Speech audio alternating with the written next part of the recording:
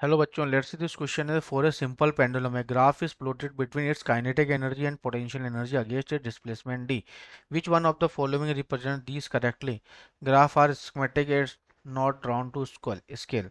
Clear बच्चों, तो यहाँ पे हमारे पास क्या है, ये काइनेटिक एनर्जी क्या होता है, kinetic energy is equal to जैसे half of M omega square, ये होता है A square minus X square, ठीक है।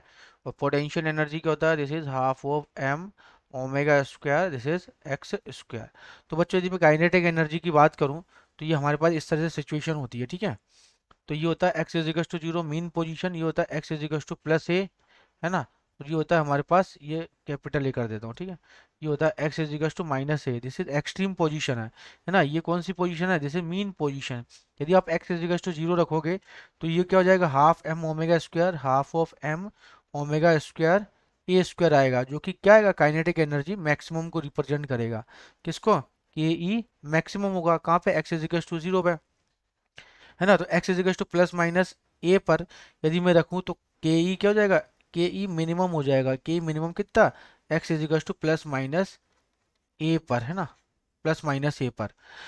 तो प्लस माइनस ए यहाँ पे रखूंगा ना तो ये जीरो आ जाएगा।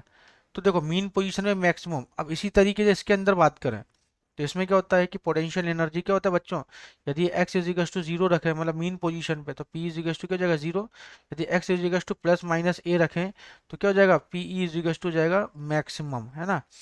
ये half of m omega square, ये a स्क्वायर आएगा, ठीक है, ये मैक्सिमम आएगा।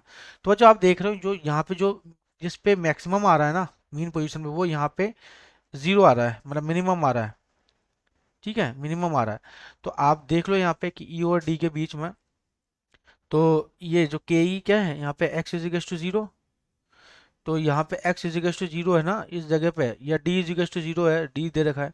तो के ई क्या जीरो है क्या, तो के ई तो जीरो नहीं है, के ई तो मैक्सिमम है। तो ये तो क्या है हमारे पास, इनकरेक्ट है ना। ये तो के ई वाला है, के ई वाला ग्राफ तो ये रहा, पी वाला ये, तो ये तो नहीं है, ये वाला भी नहीं है ना।